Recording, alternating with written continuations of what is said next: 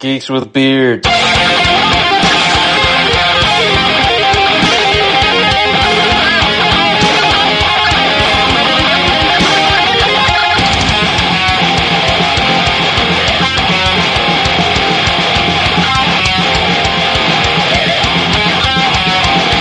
Podcast.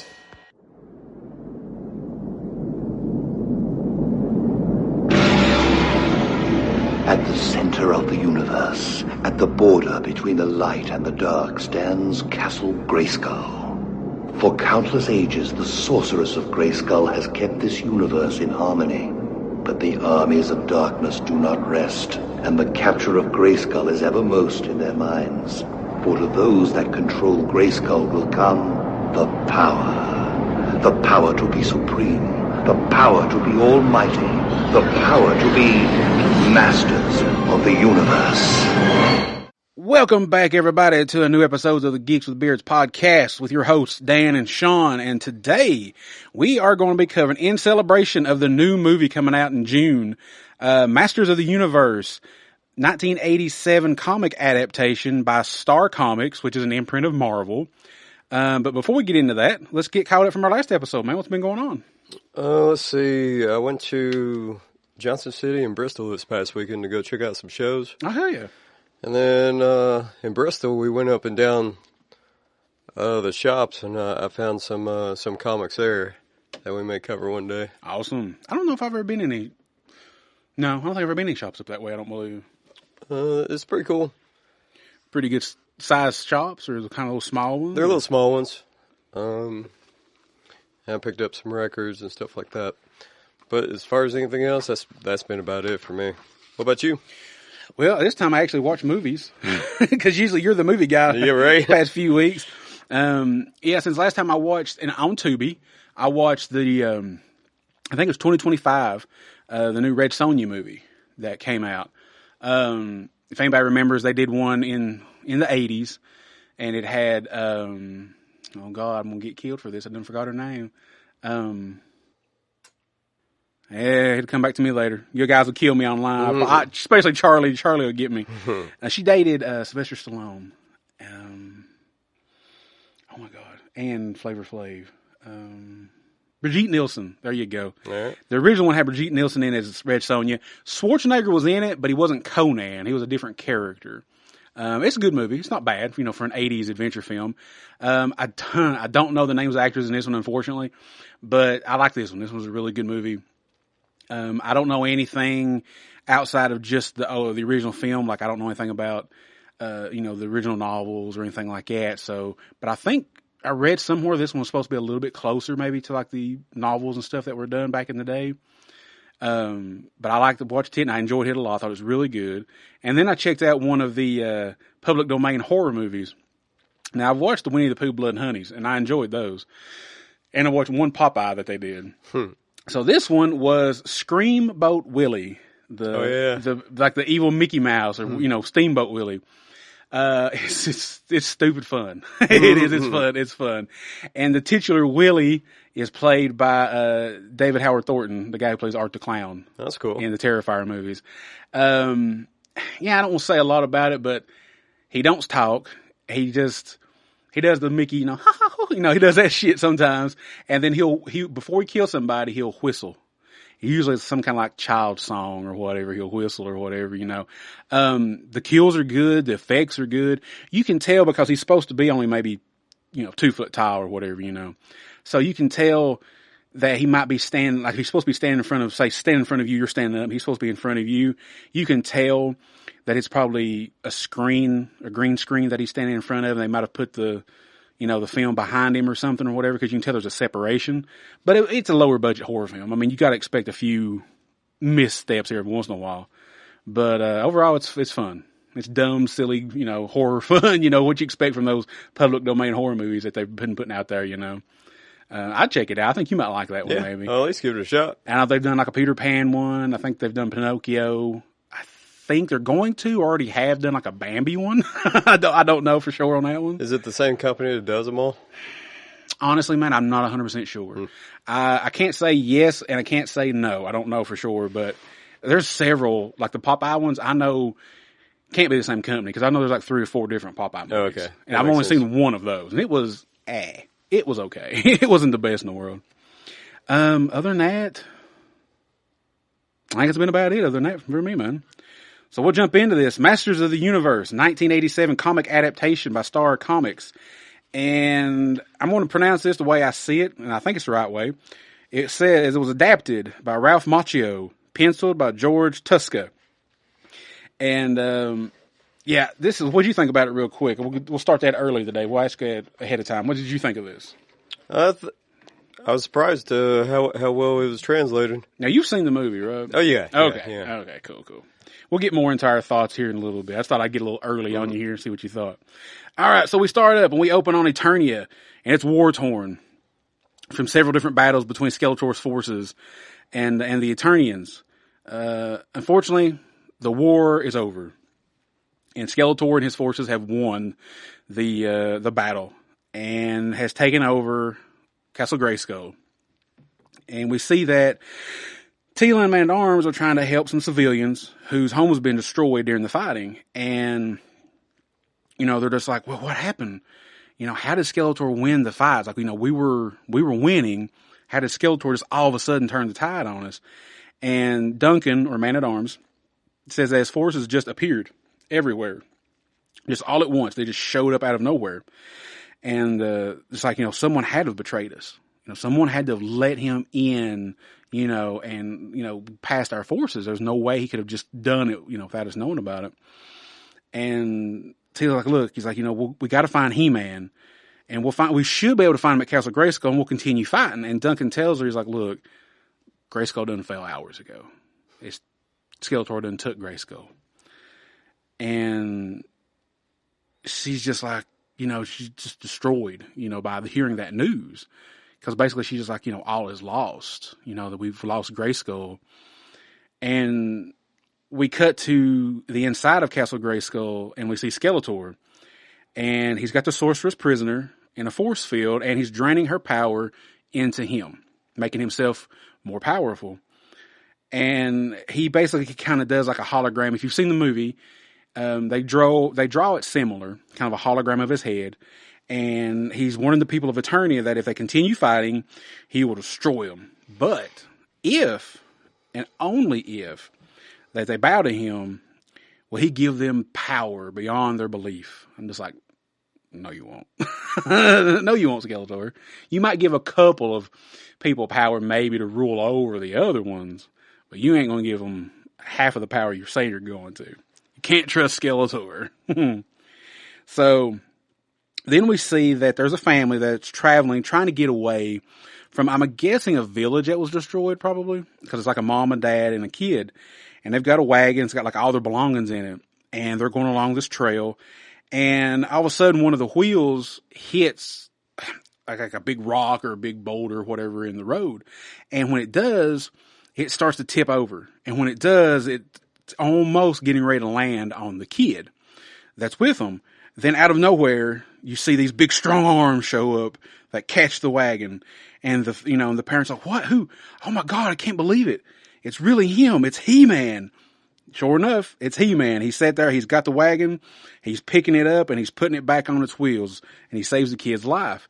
And the parents are so grateful. They can't believe, that what they're seeing with their own eyes. They can't believe that, oh my gosh, He-Man is saving us. He should be out there fighting this war, but he's taking time to save, just peasants, which is what He-Man's going to do. He's a hero. He's going to save people. That's what he does. And what I like about this, and you may not have picked up on it, but what I know about this is I like how they do the artwork in here is his sword, power sword, is on his side. It's on his hip.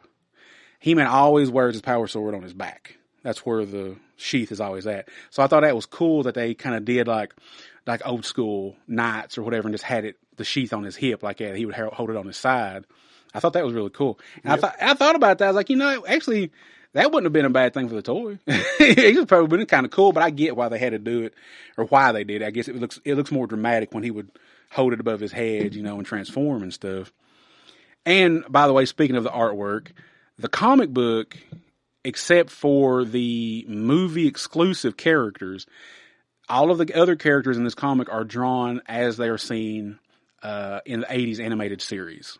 And the other, I'm assuming, the other Master Universe comic books. So just, if you close your eyes and picture the He-Man and Master Universe cartoon, that's pretty much what these guys look like, except for the movie exclusive characters. They kind of resemble themselves a little bit. Enough to where you know who they are. So we go back to that family that He-Man saved, and he's asking them, he's like, hey, where you guys headed at? And they say Xantheron. And He-Man's like, no. He's like, that ain't a safe place to go. He's like, it's kind of done been, tore up a little bit by the fight. He's like, you don't need to be going there. He says, what is it? Oh, what did I write here? I can't even see what I wrote. What did I write? Iron Hills, excuse me. I don't know why I couldn't read that. He said, you need to head to the Iron Hills. He says, that's the best place to go right now. It's the safest place to go. So he's sitting there talking to him for a few more minutes. And then all of a sudden, in the distance, off to the side, he hears laser blasts. And he's like, oh, sorry, gotta go. He's like, go straight for the Iron Hills. Don't look back. I've got to go see what's going on. And so he does. He leaves them. He runs away and leaves them to see what is going on with the laser fire. And he sees some of Skeletor's soldiers, and they're attacking somebody. You can't really tell who it is at first, but we know that it's Gwildor, and that they're trying to steal his cosmic key from him. Well, He-Man attacks the soldiers. He stops them, but he almost gets attacked from behind from one of the soldiers because he didn't pay attention. I guess he didn't notice it was behind, the soldier was behind him. But out of nowhere, Duncan and Teela show up, and they help take the soldier out. Duncan fires his weapon and shoots the soldier. And Gwildor, he's like, oh, thank you so much for saving my life. They wanted my, my cosmic key, and I don't know what they were going to do to me.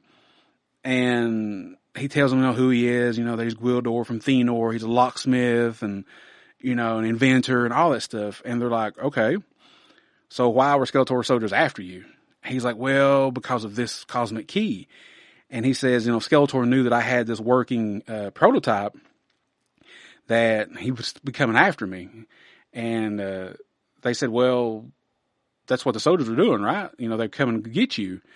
And he said, well, yeah, he said, that's true.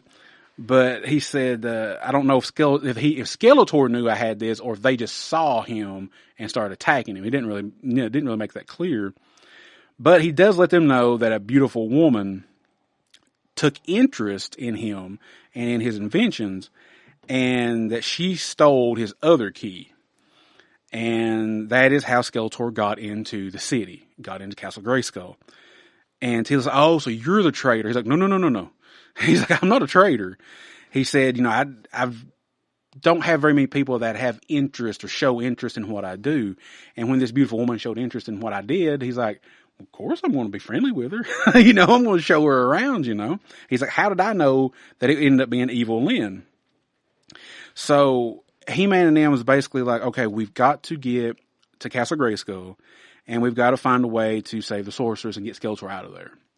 So we see that there is a hidden passage, kind of like, almost like inside of a hill or side of a mountain.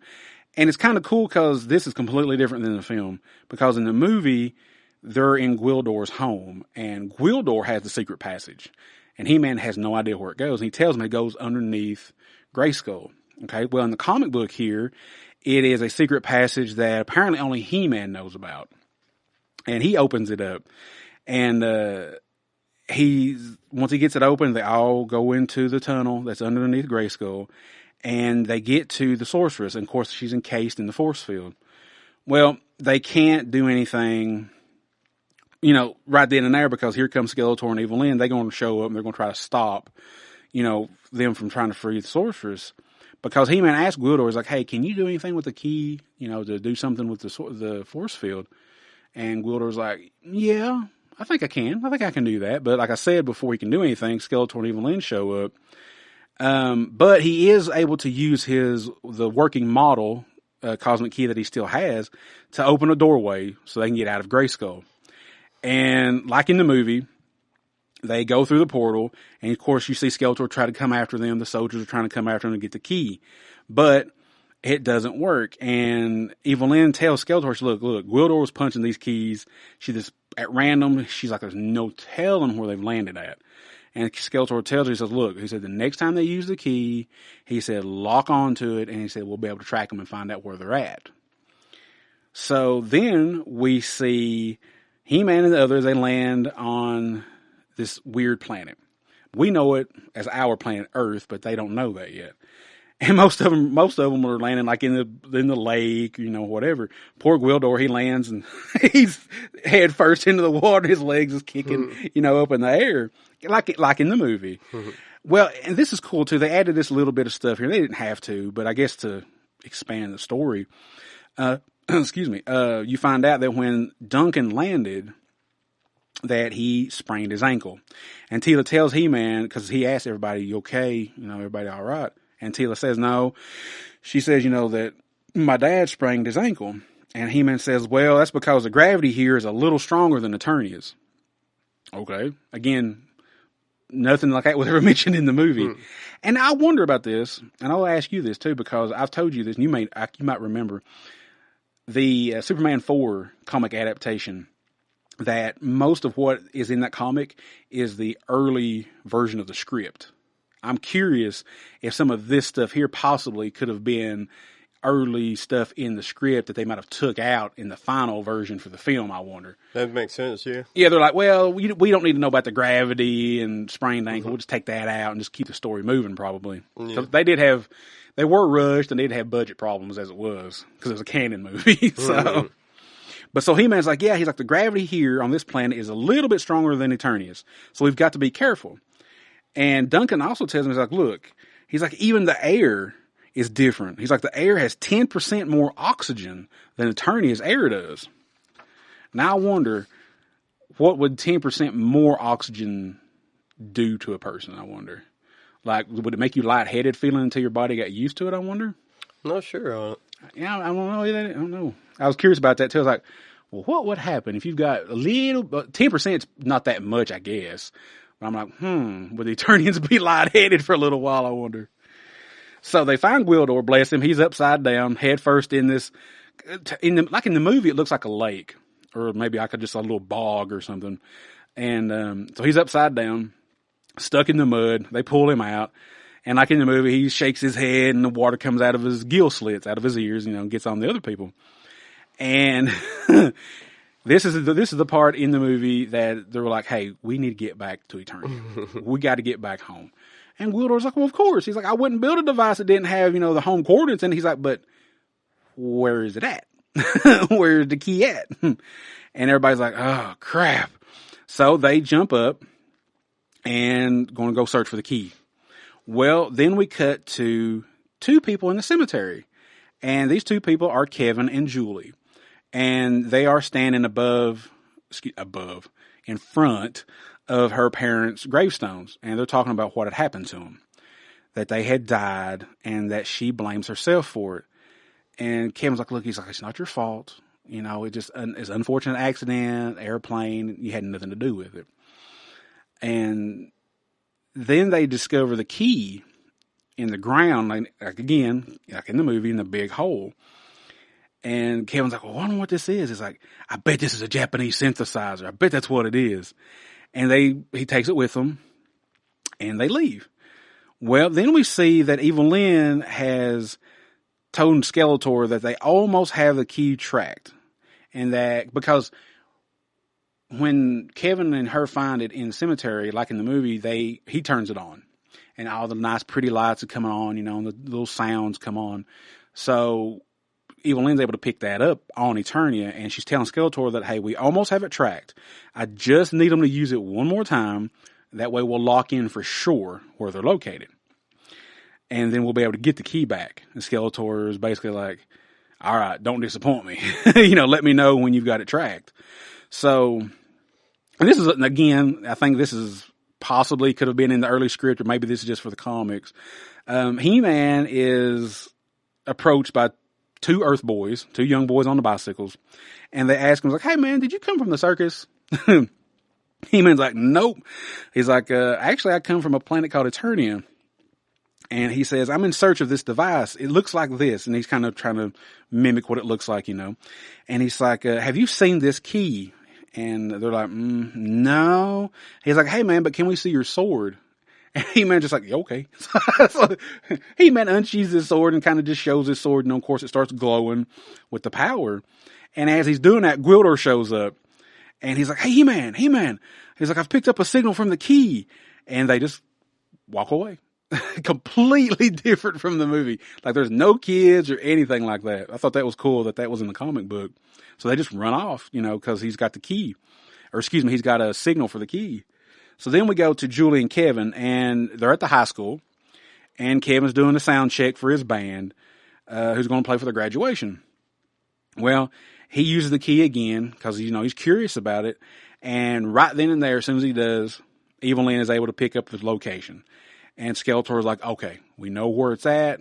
Well, it's funny because if I remember right, there's like a map, and I think it either says United States or North America on it. And Skeletor says, okay, that's close enough.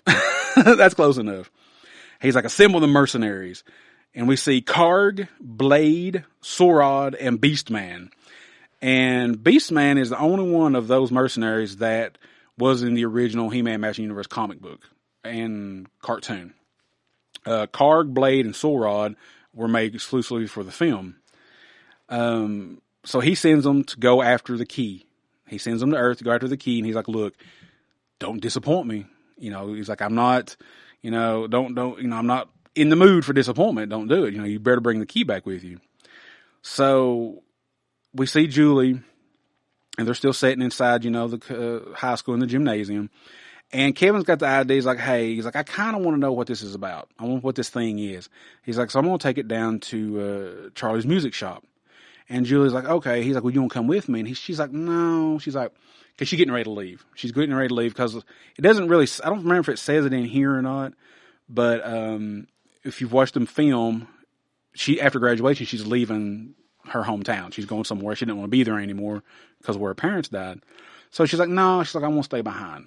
I kind of just want to soak in the memories, of the high school, And I'm sitting there thinking, well, yeah, but you'll be there for graduation, so, but anyway, so she hangs around and you see that she's looking at like a locket that's got some pictures of her mom and dad in it. The mercenaries show up and they just start trashing the place. They just start trashing the high school and the gymnasium and everything. And they go after Julie. And again, another little added piece that I thought was cool was they actually show her go into the library to hide. To where in the movie, she's just running around the gymnasium and hiding under the band equipment and the TV or the tables and stuff. This one, she actually goes into the library and she's able to get away. And I guess, which you don't have to show everything, but I guess she must have found a door out of the library in the school because then she's in the alley, like in the movie. And she runs into He-Man and he tells her, he's like, look, I'll protect you. He's like, you don't have anything to be worried about. Don't be afraid of anything. I'll protect you. And one at a time, he takes out the mercenaries. And I thought it was cool too, because in here, if I remember right, I think Beastman, he speaks a little, but in the movie, he just growls. Blade speaks in the movie, but in here, when he's fighting Blade, he calls him the Silent One. So I thought that was, again, I'm just, makes me wonder, was this early interpretation maybe? Because I've never heard him call that in a movie before. So I'm like, okay, so Blade don't talk. He's like a silent ninja warrior dude or whatever in the comic book. Cause he says, basically he says something like, what did he say? Kind of like, oh, you're a great swordsman, Silent One, or something like that. And I was like, okay, that's cool. Mm-hmm. Call him Silent One. Especially when he's one of them that talks a decent amount in the film. Yeah. So, like I said, one at a time, he takes out the mercenaries. Duncan and Tila show up. And He-Man says that, look, they are just a scouting party. That they are going to report back to what they found and what happened. And that more than likely, there's going to be a bigger force coming to look for the key. So, then this is funny because this is when Gwildor, he'll show up in the classic car. And they all just load up in the car and they're going to head to Charlie's music shop. And we go to the shop and we see that Kevin is talking to Charlie, just like in the film, about the device and everything. He's like, oh yeah, man. He's like, I think this is Japanese. And Charlie's like, you do? Okay, maybe. So while they're standing there talking, that's when we see like cop cars and stuff like that go by the shop. And Kevin's like, well, I wonder what's going on. That's weird. Just all of a sudden, this law and everything's going by like that.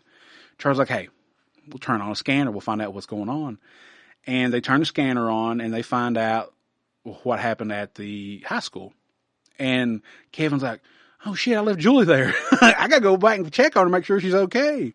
So he does. He leaves to go back to the high school. And once he gets there, all the police is there, the rescue squads, fire trucks, all that's there. And this is when we're introduced to Detective Lubick.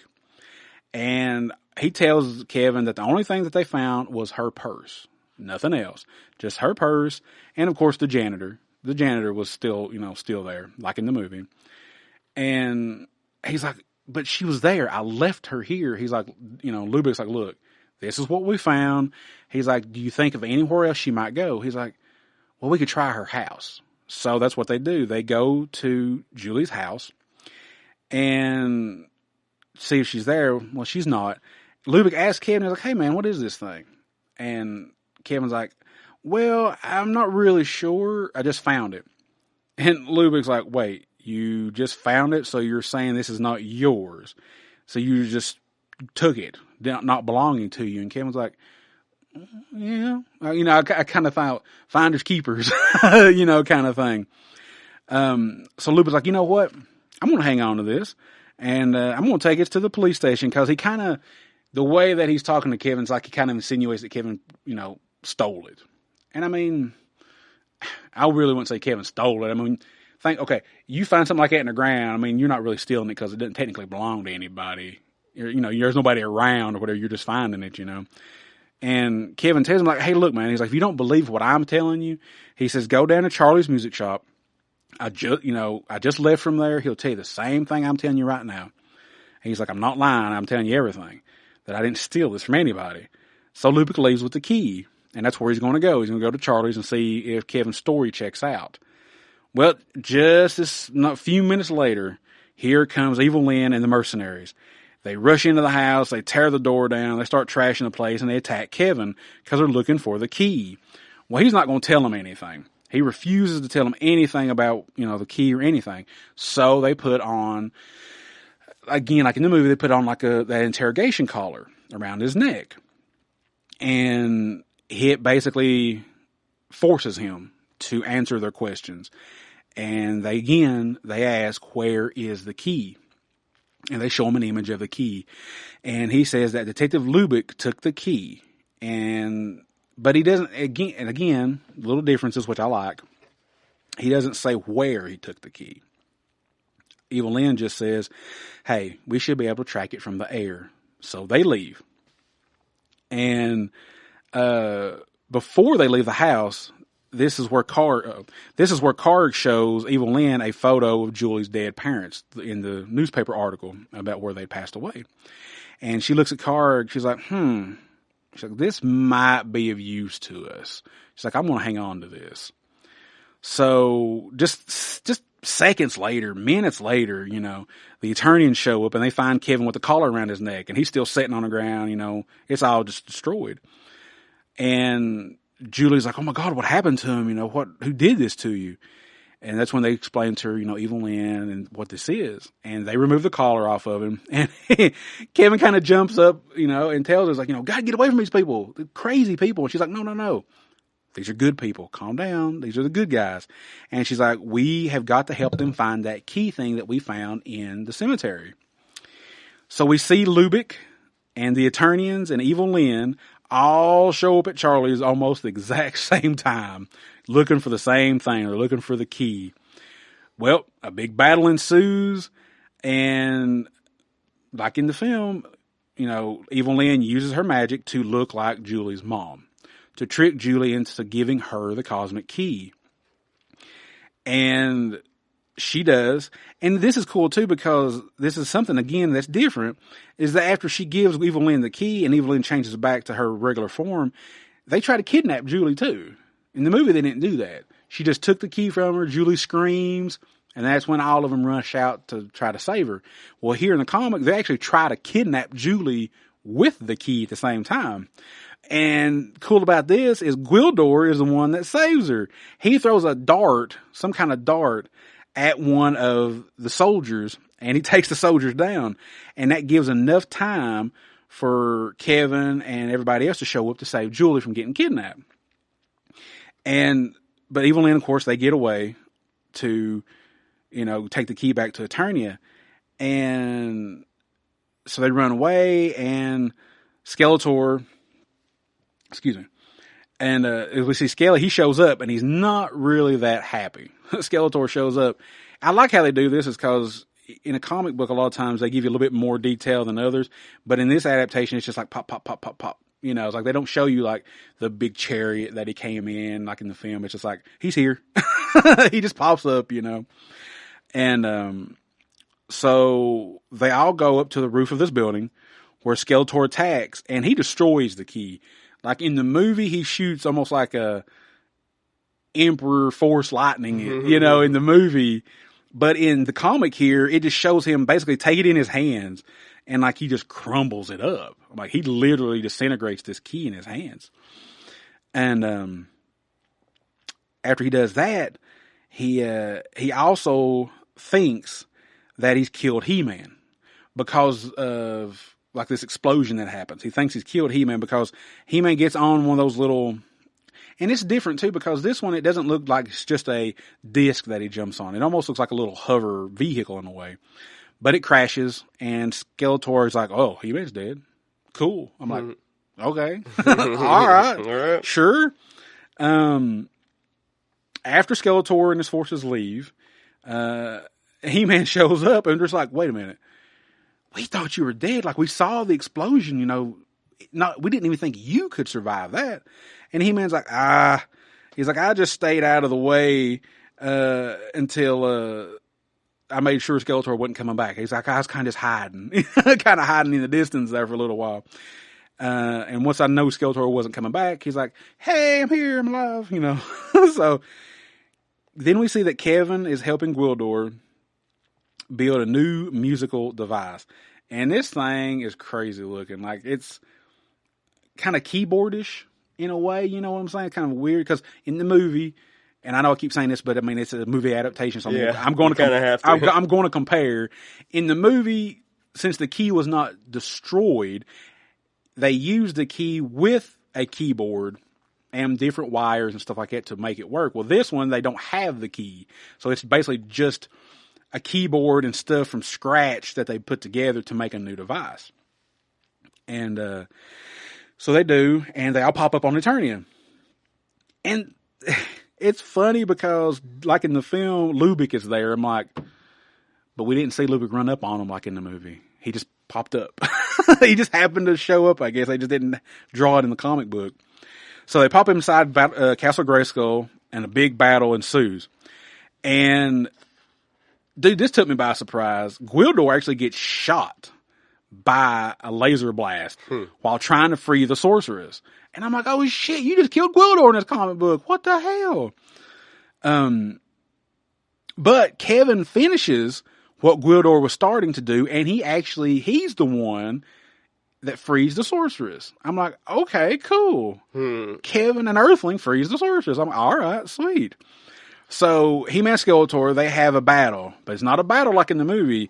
In this one, they go to the very tip top of Castle Grayskull and have their fight. And which is it's fucking awesome. It's great. They're on top of Grayskull fighting. And they're doing their fight, and then He-Man knocks Skeletor's sword out of his hand. And Skeletor, he's like, okay, I give up. You've won the battle. I give up, Grayskull, Eternia. It's yours. Just don't hurt me. Well, of course, he's lying. Skeletor's always lying. And when He-Man kind of goes toward him, I guess to arrest him, for lack of a better word, Skeletor kind of grabs him and takes him over the edge, knocks He-Man over the edge of Castle Grayskull, but He-Man holds on. He gets a good grip of Castle Grayskull and holds on, doesn't fall. And what I failed to mention is there is no eye that transforms Skeletor into his god mode. None of that happens in this comic. It's just Skeletor and He-Man fighting on top of Castle Grayskull.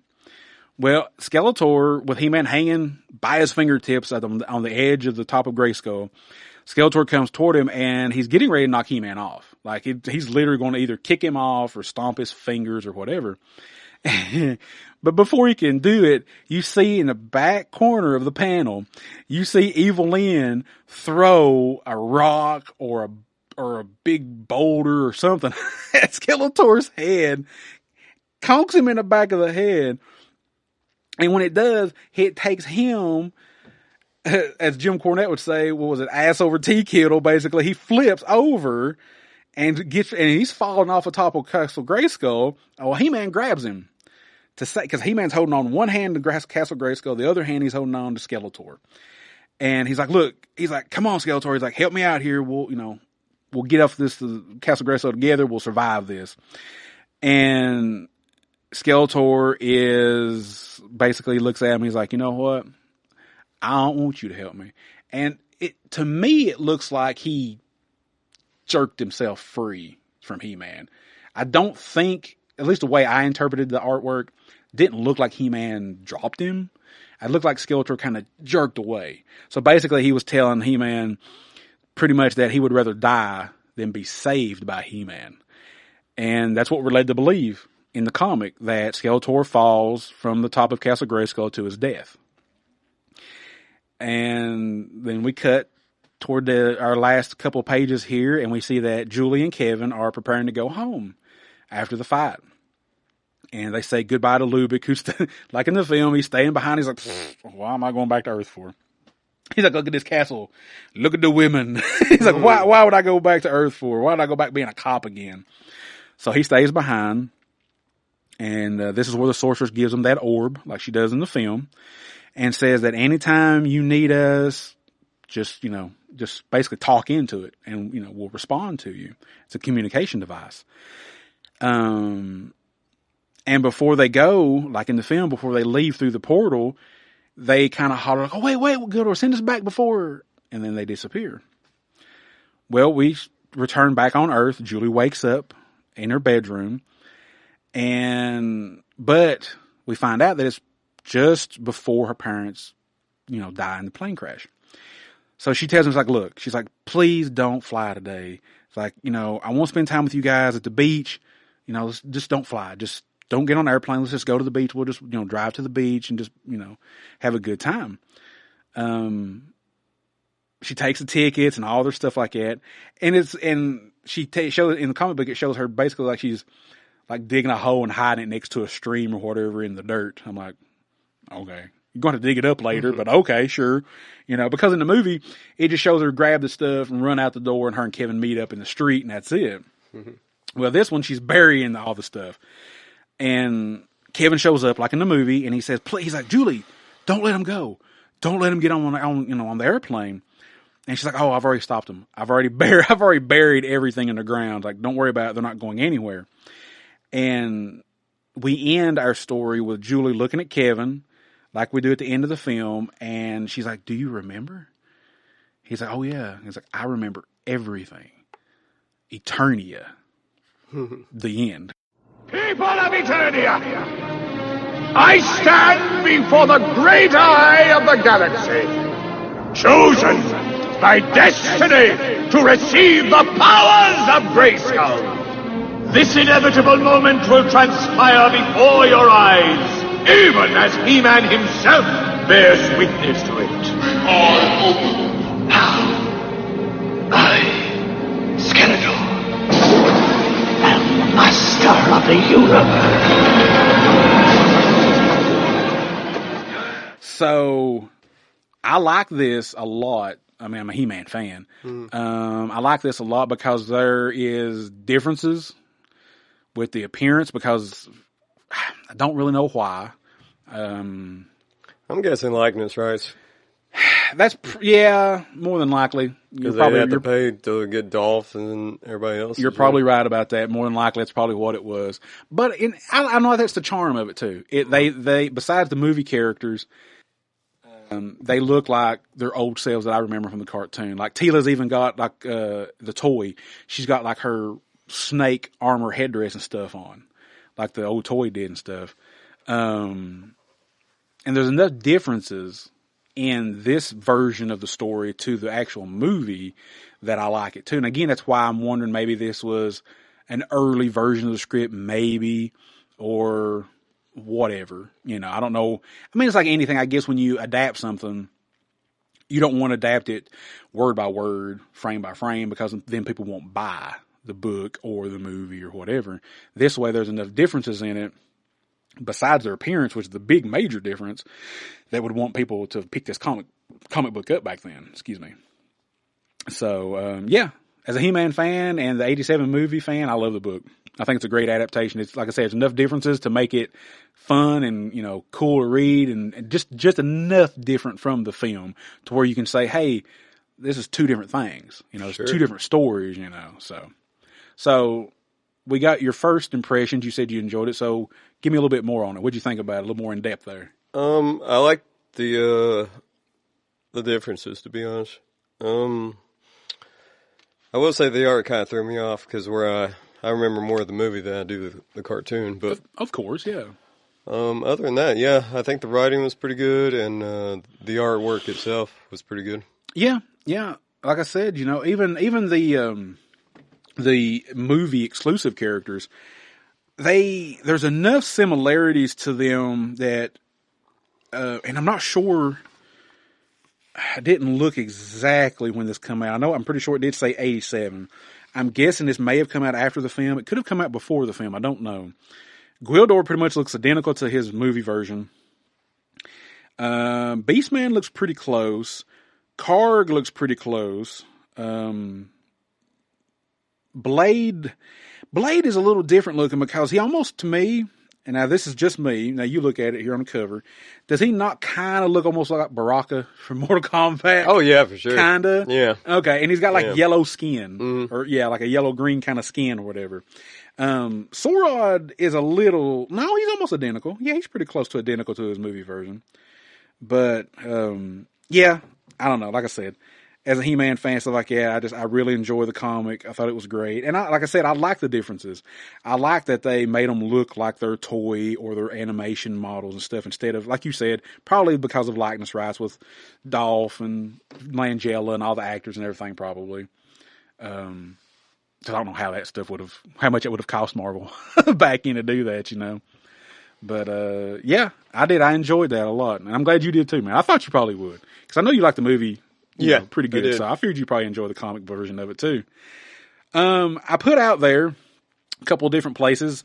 If anybody had any history with, you know, He-Man or the movie or anything like that, what was a favorite character that they had for the He-Man universe, or was there a specific moment in the movie that they liked? And we got one response on the Retrovaniacs Discord from, now I hope I'm pronouncing this right, Buds, B-U-D-Z, 2355, and they say favorite character is Orko. Says love the Kevin Smith series on Netflix, but I was super pissed when Orko died. And I was like, well, yeah, I get that. I was, dude, he killed off some characters in that show. I was like, what the fuck, Kevin Smith? What the hell, man? He's like, sometimes to annoy my kids, I will sing his theme song to this day. As a kid, of course, He-Man was my favorite. Yeah, I think everybody, you know, it's kind of like a Superman kind of thing that He-Man, you know, is the favorite stuff, you know, from a lot of people are. Yeah, I don't know. Who was your favorite character, either from the film or just He-Man in general, like cartoon or stuff like that? From the movie, it was the dude with the time. What was his name? Gwildor. Gwildor. Yeah, he was kind of. Yeah. I guess he was supposed to be he wasn't not supposed to be. He was the Orko replacement, pretty much. Okay. Yeah. As far as the cartoon, I really didn't watch it that much. I just basing off what I know, Skeletor, because he makes cool memes. Dude, Alan Oppenheimer's voice, yeah, all those memes and everything like that. You boob, yeah. I bought the Funko Pop of the meme skeleton of him running away. Till we meet again. Yep, and that's what it says that across like the bottom of the stand he's on. It says, "Until we meet again." Yeah, I mean, of course, I like He-Man, but God, there's so many characters, from the universe that I like. It's hard to name them all. But I appreciate it, Buds, for you responding to that. Thank you so much for that. So let's see. What have we got in store for us next time, man? All right, next time we're going to do something a little bit different. We're going to cover 2 to 4 different comics. We'll each pick a couple. Okay. We'll cover stuff that was on Free Comic Book Day. Awesome. Okay. Are we going to just focus on this year, I guess? Yes. Okay. Yeah. Awesome. What we got from when we went to the comic shop. All right. Cool. Yeah, I grabbed a few books, a few newer ones that came out, and then they also had 25-cent boxes and stuff out there that me and Sean kind of looked through, and Sean found a few things that, again, something shit I've never heard of before. we're going obscure. So, definitely obscure, dude. I mean, some of the things we find out are 25 cents. I'm like, what the hell is that? Like a Trolls book? Yeah. And then what, was that the one, I keep getting confused. That wasn't the one where it had like the little mini looking Wolverine dude on it, was it? No. That was something else, wasn't it? Crap, I don't remember. I don't remember that one either. Yeah. And I forgot who drew it. And that might be one of them we'll talk about. But yeah, there's a book we found up there. It's like 25 cents. I forgot who it was by. But it had a little dude on it. I swear to God, he looked just like Wolverine. Like same hairdo, same facial features, everything, but like the hair was like gray or whatever. And I'm like, is that Wolverine? Sean's like, no. No, I don't know who that is, but I don't think it's Logan though. So, all right, that's going to be awesome. I can't wait for that. Thank you. Yeah, that'd be awesome something to do because we've never really done anything for Free Comic Book Day before. So that'd be awesome to talk about that because they had some pretty good selections. I think this year had some decent selection. I only picked up a handful and I know you picked up a few. So I think it's pretty good selection this year. So, yeah, if you want to reach out to us like Buds did, we've got a Discord, we've got a Facebook page, we've got an Instagram page. We also have an email, geekswithbeardspod@gmail.com. If you want to leave, an audio submission, we can play it on, on air on the episode here and listen to it and respond to it. Or if you just want to send us a text, message through the email, you can do that just the same way. Just as, let us know what you think about the show, the topic we're talking about for the episode or anything. We're on all the podcast platforms, Spotify, Apple, Podbean. We're also on YouTube. All of our audio episodes are up on YouTube for your listening pleasure. We also have videos up for toy reviews. I also have my little thing that I have up on there, Dan's Comic Corner, where I talk about the comic books I'm currently collecting, all the newer stuff, Skybound's Energon Universe and Dynamite's Thundercats and all that stuff like that. Please, if you like what you hear or see on YouTube, give us a thumbs up, leave a comment below the videos and stuff, let us know what you think about it. On Spotify and Apple, 5-star reviews, give us a review on Apple. Let us know what you think about us. You can leave a review on Spotify too. Let us know what you think about us on there, and we'll check those out.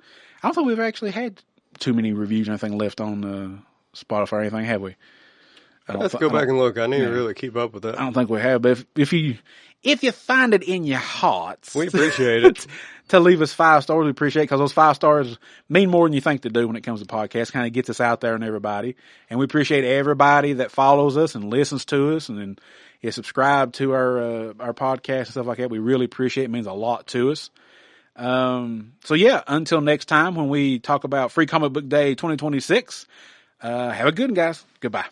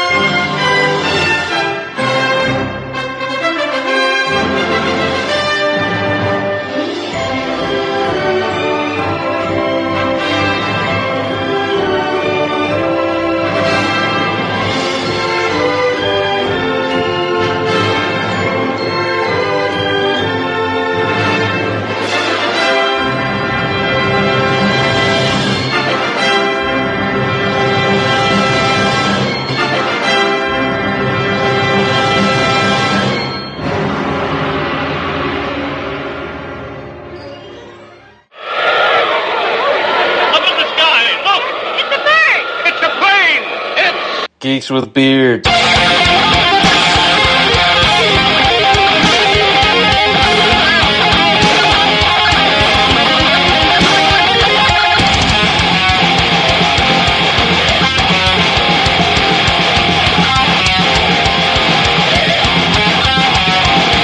Podcast.